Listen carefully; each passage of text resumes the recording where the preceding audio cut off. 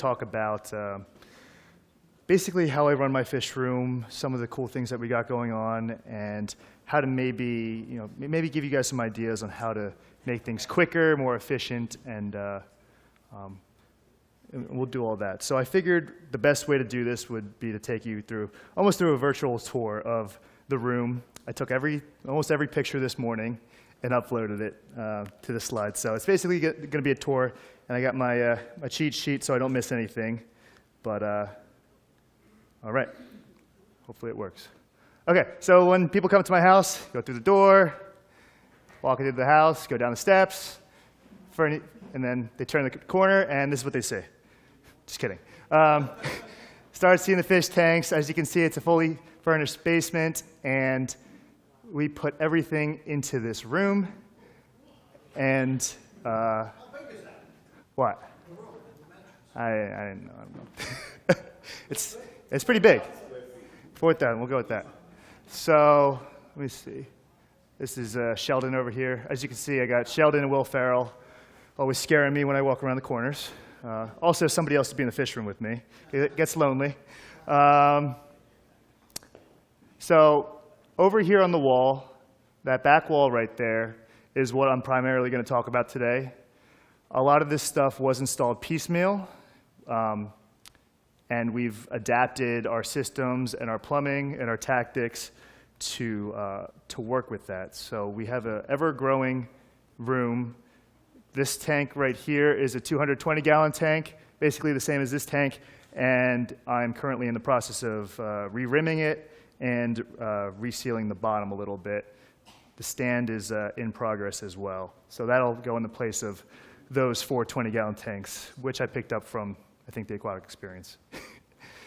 Okay, so we're going to venture into the back. Okay, that's what it looked like first. So you can see a big difference. And painted all the wood outside, and basically a lot of 2x4s that go into it. This is what it looked like in the construction phases. There's some more. We put up the 220-gallon tank, and we installed our first 2 water aging barrels, as you can see there.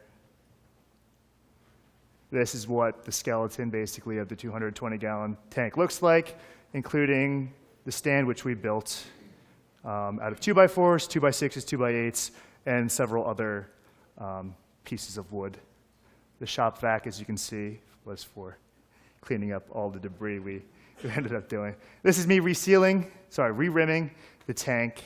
I get my rims, Marineland rims, from the Aquarium Center in Blackwood, Clementon. I think they're about $120, $150, but it's well worth it. A lot of these tanks I buy used for like $100, $200, which is a pretty good steal on a 220-gallon aquarium. So just invest a little bit of money just so the front of this tank was actually bowing out because of the rims on the top were fractured. So if you ever have a fractured rim on the top of your tank, make sure you do realize that does have some involvement with the support. This is as the fish room was getting bigger. We installed the lights. There's some missing tanks on the left, but the right side was filled. I got some discus in the tanks, as you can see there. Some more tanks, more discus, more tanks on the left there. And this is what it looks like now. So fully stocked. Let me just tell you a little bit about what I got going on. So my room downstairs has been running for about 5+ years. We have, in total, about 1,300 gallons of fish water, and then 500 gallons of water in reservoirs, ready to go at all times. So you're pushing almost 2,000 gallons there. And here's what I'm building currently right now. So cut all the wood and basically mimicking what we did before. So I'm going to dive into how I get all this done fast. I can get done those 1,300 gallons, 50% water change in an hour and a half. So you're talking 500, 600 gallons in an hour and a half I'm changing.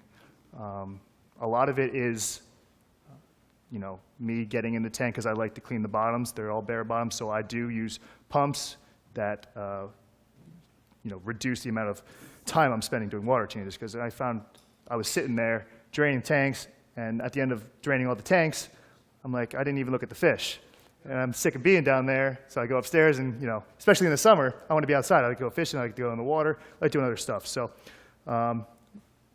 we designed our systems to reduce water change times, increase and better control the speed of water that's going in and out of the tanks, and as you'll see in a little bit, we have some cool devices that we've adapted over the years. So this is the wall I'll talk about the most. This is really what's all in my tanks, just a sponge filter and a heater. Some tanks have a canister filter, but primarily just 2 sponges and 2 heaters. This is the diagram that's, took me a lot of time to draw, but this is essentially the schematic for how things work, and it's not that complicated. I'll just take a couple minutes to do it. So we have a 3/4 inch water line, which is connected to our house water. An important factor in putting it in the basement and putting it where we did was because we had the house water tank right there, and we were able to cut into the lines. So I tapped into the cold water and hot water line, and I put valves on each one of those piping that we cut into, so I could control the temperature that I wanted to utilize for whatever I was doing. You could do this with just a simple hose, I guess. Again, these right here are those blue water drums. They store 55 gallons of water each. So, at the end of the day, about 100 gallons with some residual water. We put a heater at the bottom on top of a ceramic tile. You'd be very surprised how easy it is to forget that a drum is empty or that you've left the heaters on, and plastic and extreme heat does not work too well. So a little ceramic plate or tile at the bottom of that will save you from a disaster, possibly. At the top, we have float valves. They're 3/4 inch float valves. The bigger the float valve, it's basically a ball, and I'll show it later. And the bigger the float valve you have, the more water the faster you can fill up those drums. As the water rises up here, the float valve's down like this, and the float valve, as the water level rises, I'm sure you guys know what float valves do, but just to explain it, it shuts off the flow of water to the drum, so I don't even have to sit there and watch it. It's a good idea to be at least in the room just in case that does fail, but it doesn't usually. I don't think I had one incident. And when it did fail one time, it was trickling out, and I caught it. We use water sensors anywhere I have stored water or water flowing into barrels or tanks. It alerts my phone, it calls the house, it calls my dad, I think. So, everyone's getting an alert. So I flooded the house once, never again. The key to making my fish room fast and efficient are my pumps. This is a sump pump with a float valve. That also will stop running when the water has drained, right? So you're not running a pump dry. You could take off the float and manually turn it off. That does get you some extra water. So we have, it's almost about 5 to 10 gallons more water you can pull out without the float valve. But the float valve does make it easier and more automatic. Check valves and backflow preventer valves are key to all of this, so you don't have water running from top to bottom or from tanks into the drums. And it also prevents water from flowing into the tanks. It's not on this setup, but we do have backflow preventers on other tanks within the tanks. All these tanks are isolated. We don't have a central system. So in breeding discus and what we're trying to accomplish, what we thought was best was to have isolated systems in that I could mess with tank 1 only, or I could mess with tanks 5 only, and basically tailor what I wanted to do that day to each tank specifically. These valves here, these are valves You have so many valves in our room. They're hand valves. It's ridiculous. But they're crucial to how we're changing water. So if I wanted to fill up tank 5, I would open up the valve to tank 5, and the water, I would turn the pump on. And I'll go into that in a little bit on how I... Do you have well water, municipal water? City water.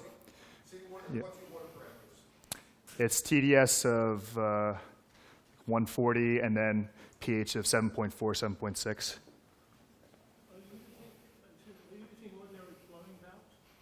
Yeah, PVC from Lowe's. Everything's from Lowe's and Home Depot. So get a store card. We end up buying almost twice the amount of equipment we need and returning what we don't need later because it's a real pain in the butt to find you're missing one thing or not be short one item, and then you have to go to Lowe's or something, and you kind of messes with your flow. I'll dive into this diagram a couple times today as we're going through it, but this line here is the drain to the outside of the house. So if I want to just simply lower the water in the tanks, these green lines go into the tank. These tanks are not drilled. So there's a PVC pipe going into each one of these tanks near the bottom. All I do is open up the valve for that tank, open up the drain valve, and those tanks will start draining to the outside of the house. So I won't need to do anything. And if I wanted to fill them up, I would close the drain valve and then start the pump of water in, flow of water in. Let me see if there's... I have some caveats here that I figured were useful.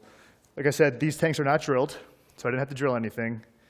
But a lot of people do like to drill their tanks. The house water supply is located in the fish room, which is useful for me. You can get around that if you'd like. I have hot and cold water, so I can, if I want to fill up these barrels with warm water, I can do that. If I'm just going straight cold water, it comes in at like almost 11, especially in the winter, 11 degrees Celsius. I forget what it turns out to be in Fahrenheit, but that could take a day or two to heat up. If I put 28, my tanks I run at about 28, 29 degrees Celsius, like 84 degrees Fahrenheit. I can fill that up to the exact temperature I want. And the main reason for those reservoirs is, let me see, we have to match the water temperature, to dechlorinate in the reservoirs before the water is reaching the fish. That's not all too important. You can do it in the tank if you want, but we just like to do it before. I get a lot of micro bubbles out of my tap. I'm not sure if you guys do too, but the discus have really, prominent slime coats, and these micro bubbles will come out of the tap and they'll stick to my fish's slime coat, and it just strips them of their slime coat. It's not all too harmful, but over time, I just don't think it's good for them. So I aerate the water, get the micro bubbles out, oxygenate the water, and I've seen amazing results for my fish. It's just, you're really reducing the amount of stress on the fish. That's why I get away with such large water changes. I don't do anything less than 50%. Once a week, usually. The fry that are newborns, they're getting 50% almost every day to every other day, but that's if you're trying to grow out baby fish. Adult discus that I have, I'm cramming 8 fish into a 55, full-grown, 6 to 8 inch discus into a 55-gallon aquarium. I'm doing 150% a week change. I've gotten away with once every 2 weeks, but if I'm down there and I got the water, I just do it. I don't mind doing it on like a Saturday or a Sunday. So let's see what else I got here. I do use carbon filtration from my water source, so I do that. I don't have an instant water heater, but that is something that's out there now, and you can use more hot water at one given time, as opposed to just being limited to your, say, I think it's like a 50-gallon hot water drum. You can run through that pretty quickly if you don't have aged water. Let's see. I do use a RODI system. I won't talk about that too much today, but I do have a way to utilize that. And my setup allows for constant changing additions of the tanks. I can change tanks out, or I can it's nice to be able to be flexible and add or subtract as you want. Let's see. I also like to keep the fish room, at least my fish room, it's in a furnished basement. I don't live at home anymore, but I always go back like Friday, Saturday, Sunday, and then Monday as well. So it's technically my parents' house, so they like to keep their furnished basement furnished. And, as you can see, we like to keep things clean. And I think that kind of translates into how you take care of your fish and just the overall general health of your room. Okay, that's just some of them. So this is it in real life. You can see there's lots of PVC going on, lots of pipes.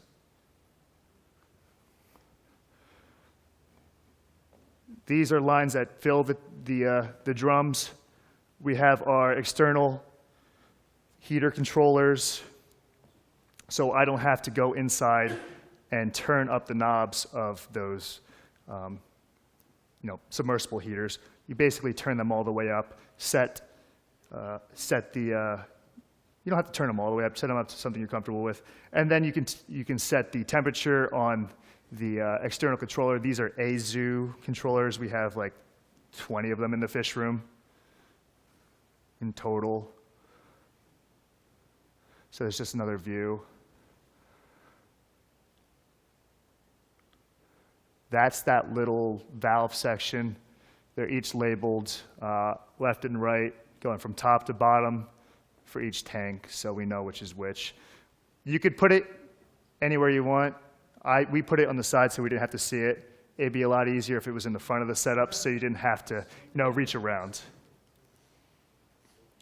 Here is where we drain the water, either directly from the tanks or from, I'll show it in a minute, we have a inline pump that really pumps water out of the tanks.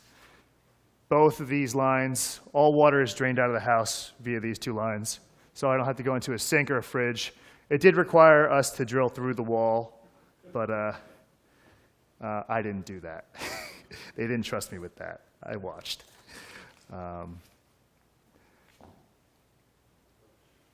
That's what it looks like in the winter.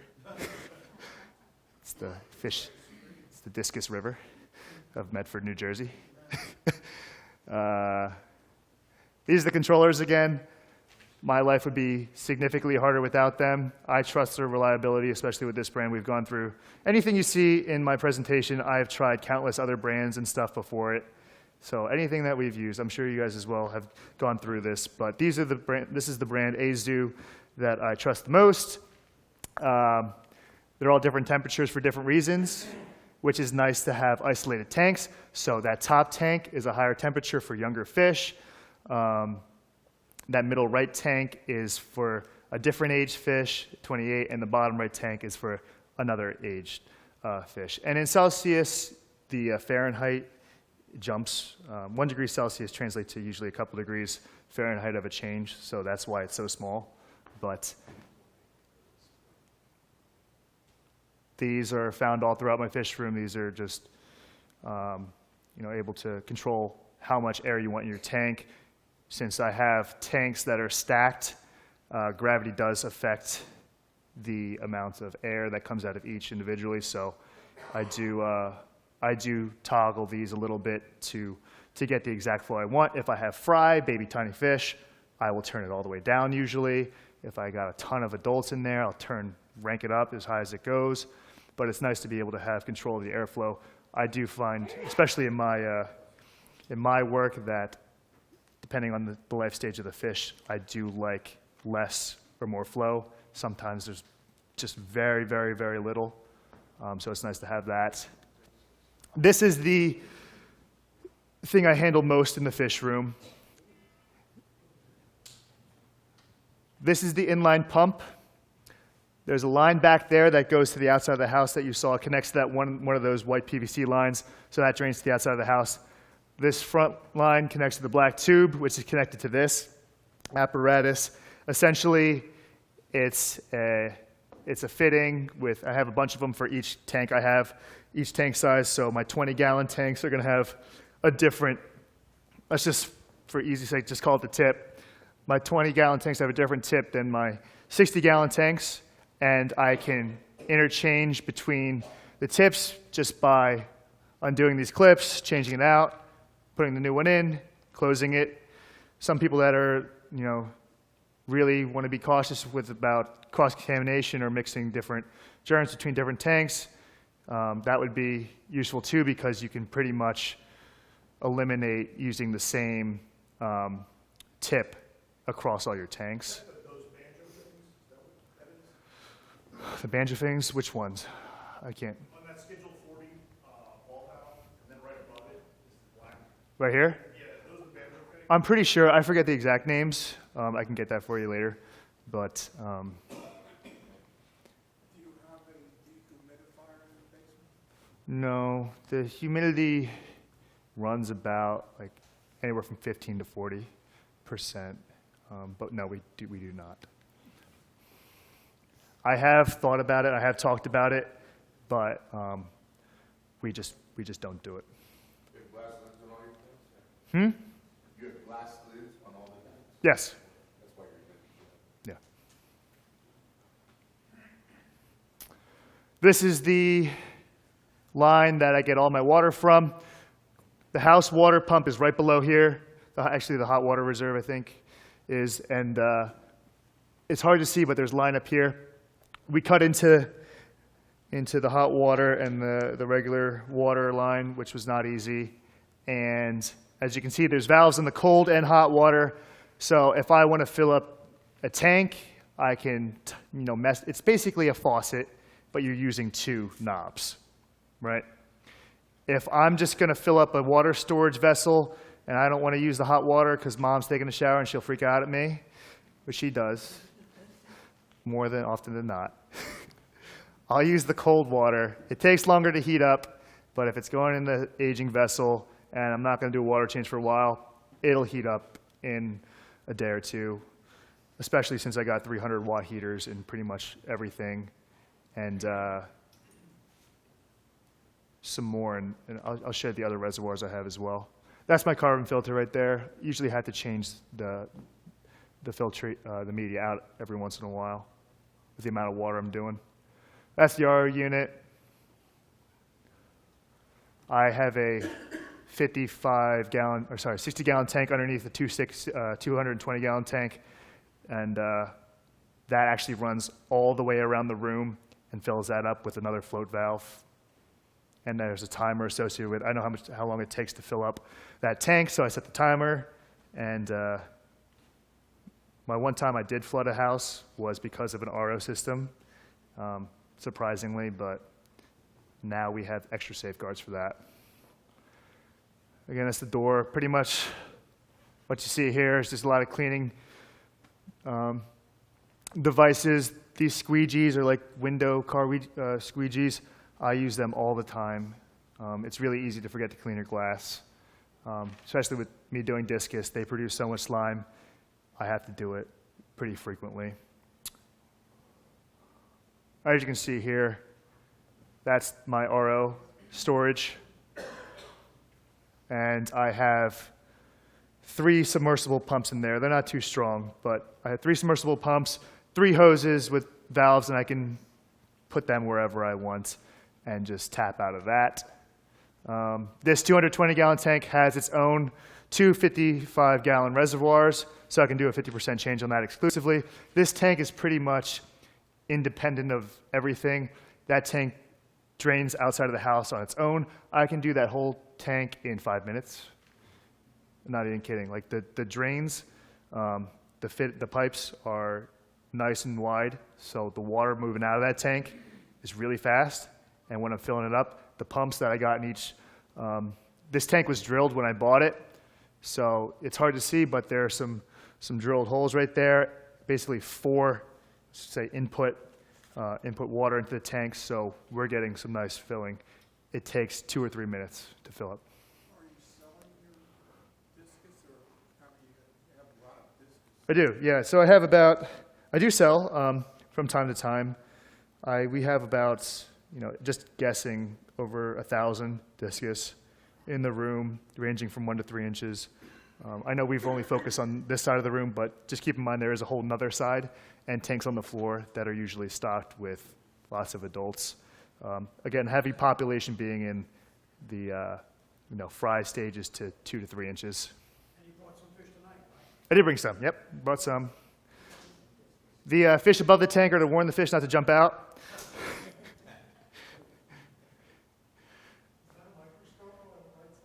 It is. I'll show you that in a second. I have 2. I have a dissection scope and, a full-blown microscope. That's my canister filter and UV sterilizer on the 200-gallon. This is the independent system I was talking about. It takes a lot to map and think out the logic of the plumbing, but once you do, you can really do things efficiently and move a lot of water. Our big thing, I wrote down what our goals are. Our primary objectives for the Fishroom is efficiency. We want fast, simple, smart, reliable water changes.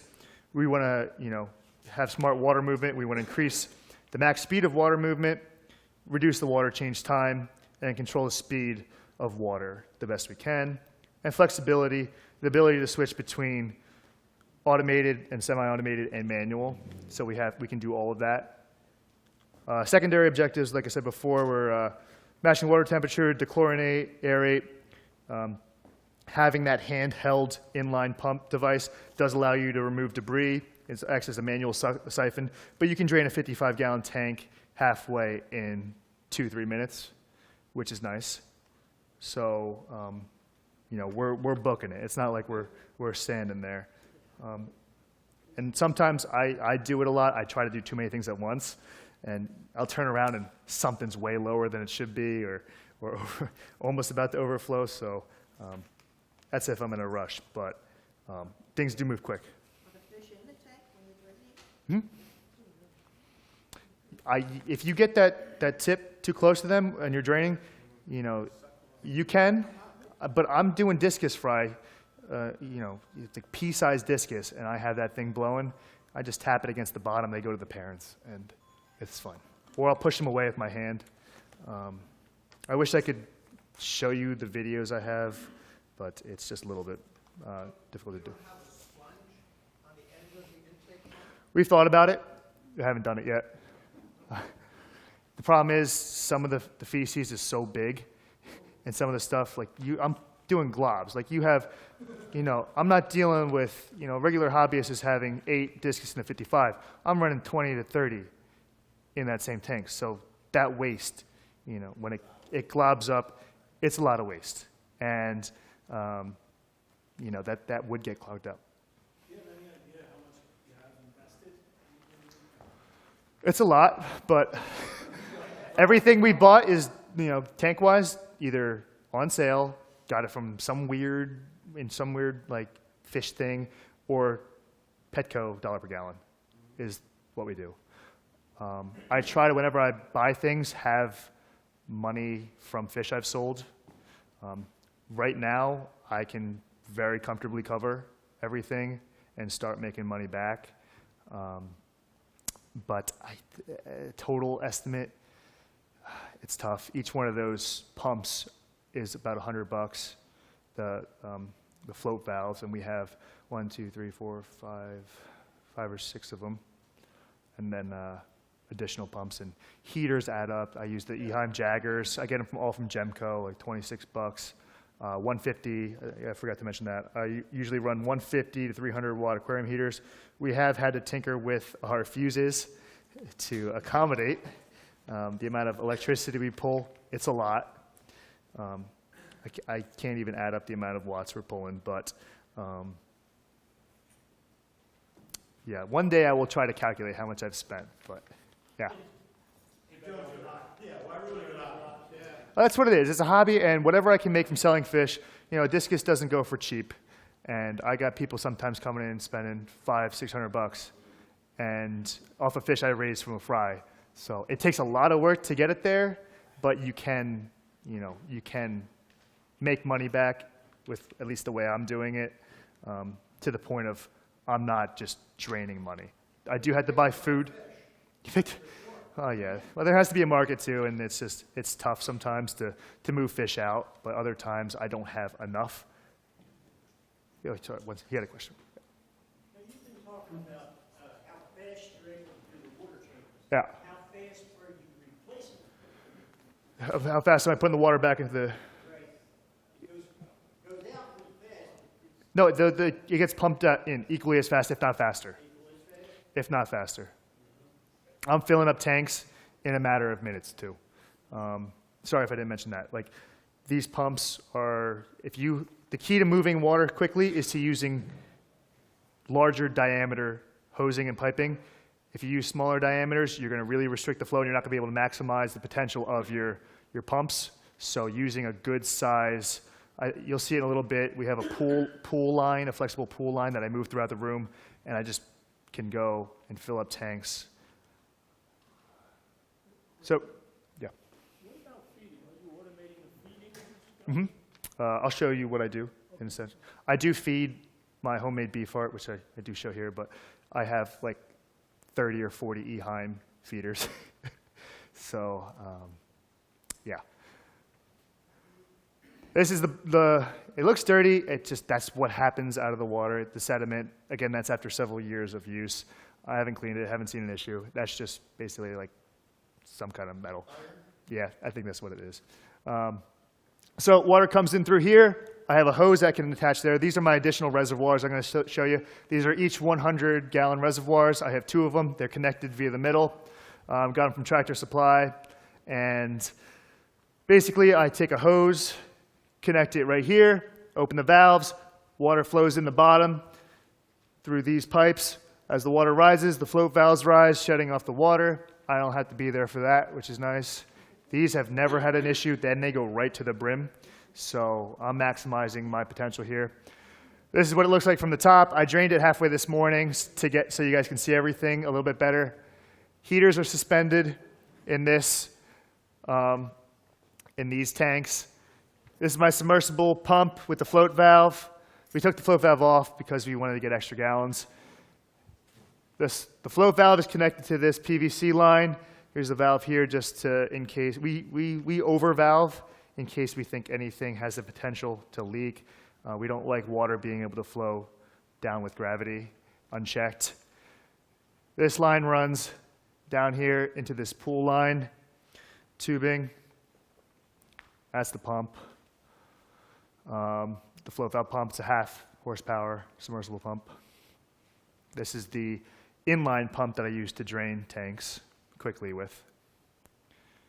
This is what they look like fresh. That's a 300 watt Eheim Jagger heater. I think it's Jagger or Jaeger, never know.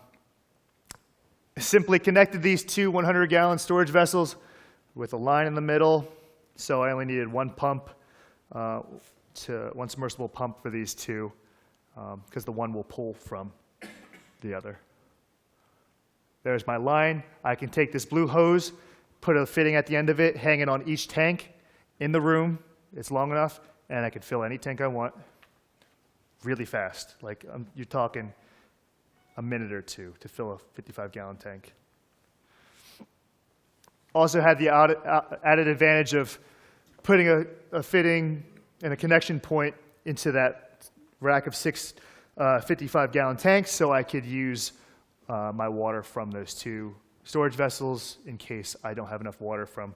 Obviously, I have 100 gallons of water here. I have 6 55 gallons on that wall. If I want to change all the water, I'm going to need an extra 50 gallons. Sorry. Yeah, 50 gallons if I do 50% changes. On this rack, we have fluorescence. We're changing everything to LEDs. This little LED strip in the back was running during my nighttime automation. I have daylight, nightlight, midday. I'll show you that too in a minute. These are, we really don't like things on top of our tanks. These are submersible, I think they're Eheim or Marineland submersible lights, LEDs. You can find them pretty much on all of our other tanks. So there's nothing on the top of the tank. We find that it lights it enough, the tank's enough for our purposes. Obviously, a full light fixture does look better, but We do like to keep our tops clear because we're always moving things.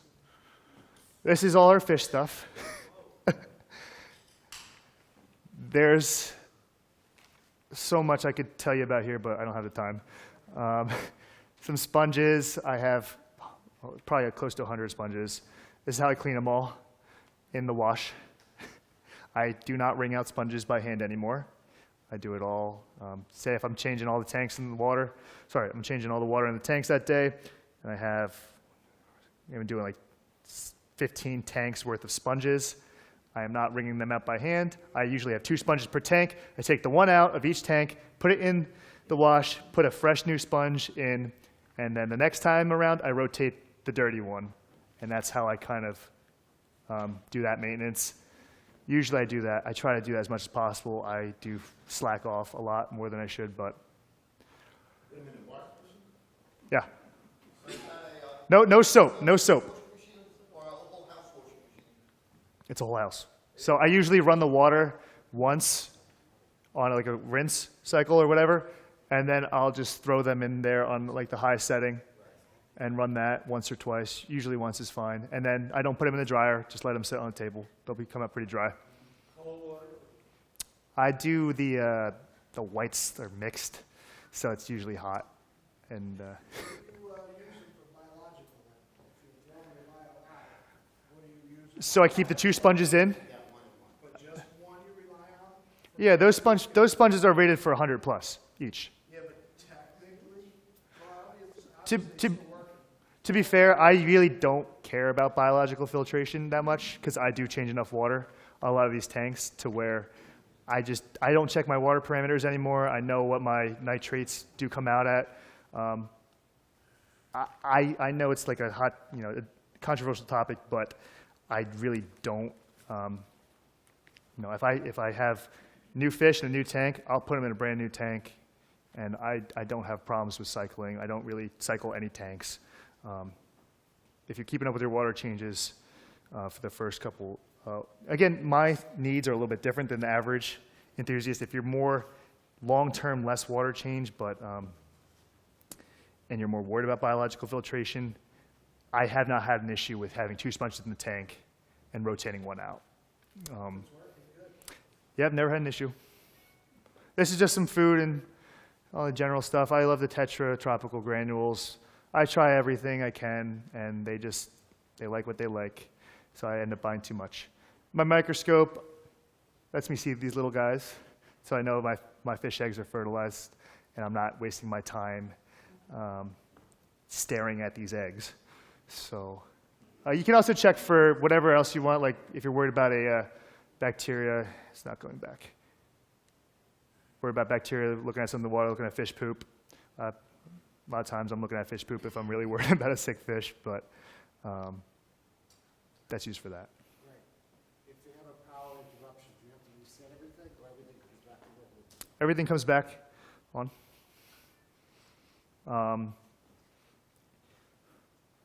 As far as like, what do you mean? Like, yeah, but like as far as what turns back on, everything turns back on its own. I've never had to turn something back on. Sometimes my timers and schedules can get thrown off. We've navigated away from those sorts of timers and to the more phone-controlled systems. These are my feeders. I have so many of those. They're the Eheims. The batteries last you in those feeders? So about 3 or 4 years. I get a little bit less of that, but we have gotten some cheaper China models that will actually, if the battery runs out and you put new batteries in, it still has all your stored information, which is nice. The worst part about those feeders is having to reprogram them. The Chinese cheap models are kind of, I forget where we got them, but they're a little bit, not as quality made, but they do have the advantage of, exactly. Yeah. We have a backup just in case. I average about 3 years out of the batteries, twice a day feeding. I usually get, that's great if you can. I usually get maybe a year. Safe and PP, these are the two things I'm handling most regularly. Safe is my alternative to Seachem Prime. Prime costs a lot, and you go through it like crazy. Seachem Safe, you can buy it by the pound, and I have saved so much money switching to Seachem Safe. It does the same thing as Prime. It's in the powder form. It's one quarter teaspoon for 55 gallons, as opposed to doing capfuls of Prime, and you're going to the bottom of that. Is it just sodium thiosulfate? I forget exactly what it is, but according to Seachem's website, it does the same. Dechlorinator and dechlorinator. So instead of prime, you're using Seachem Safe instead of Prime. Potassium permanganate's a sterilizer I use as an oxidizing agent. I use it to treat fish and clean tanks. When you feed them the beef part, you have to do that manually, right? I do feed the beef heart manually, usually in the morning. You just can't put it in an automatic feeder. No, I dabbled for a little bit with trying to freeze dry it and put it on like one of those bigger pellet feeders. It doesn't work that well for me, so you do have to feed it manually. I only feed beef heart to certain fish, usually young fish. My adults, they only get the automatic feeders, usually. So the vodka is actually for, it's actually for dissolving, what's it called? It's for dissolving, for flukes, praziquantel. In case I ever get flukes, I get pure powder from Gemco, praziquantel, and it does not like to dissolve in water, so the vodka helps with that. I know I'm running out of time here, so we're gonna try. TDS meter, pH meter. These are what I use to make my baby brine shrimp. They work really well, surprisingly. There's circle feeders from Brine Shrimp Direct. Camera, I have 4 cameras, Wi-Fi cameras I can activate on my phone and stare at it at work, so I don't have to do work. Temperature gun, handheld remote controls. I'm going to try to get to it all. This is me this morning taking a screenshot of my fish. You can zoom and rotate and take video and all that fun stuff. So if I'm ever on vacation for a week or two, I can just check my phone, check one to make sure that the cameras are on so I know that they're still power. That's my first safety mechanism. If the cameras are on, I got electricity still. 2, I can see if there's any other issues, if a fish has died or if there's something I'm seeing going wrong, I can have somebody responding to it in real time instead of coming back to a nightmare, which I'm sure we've all experienced one time or another. Amazon Alexa is a new addition to our room. We run everything from lights and schemes to working our drain via Alexa. So I'll be sitting there in the room holding that drain hose I was holding before. I'll say, Alexa, suction on, and she'll start draining all the tanks. I'll be like, Alexa, turn breeders on. She'll turn all the lights on. Alexa, turn breeders off. She'll do it. All you need is that little gadget and just connect it to an app. It's a little outlet sensor, so have those all through the room. These types of controllers, the flick controllers, are very useful for turning things off and on that you can just want to readily access. This is a hard to see picture, but there's a timer down here. We don't use these much anymore. There's a timer with a push button control. I'm trying to get away from those, but you basically can toggle on and off via that little switch, and whatever's connected to the timer will turn on and off. Flashlight's the most important thing in my room. This is how I make beef heart mix. And here's the picture of the diagram. I'll leave that up. I covered pretty much everything. Some of the more Wi-Fi controllable stuff I didn't dive into as much, but essentially it's nice to be able to have an app on your phone, program whatever you want to work however you want. You can program schemes, light schemes, so you want your fish to wake up in the morning at a certain time. I got the lights turning on at 6 a.m., the daylight's turning on at 6 a.m. I got them turning off during midday. And these are a lot of just room lights. I have my night lights going on at a certain time and turning off automatically. The whole room is run automatically with lights, but I do have the ability to turn things off and on manually as I want.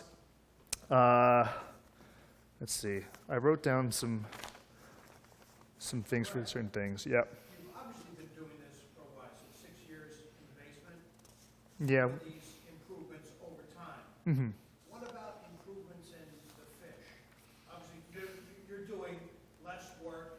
easier.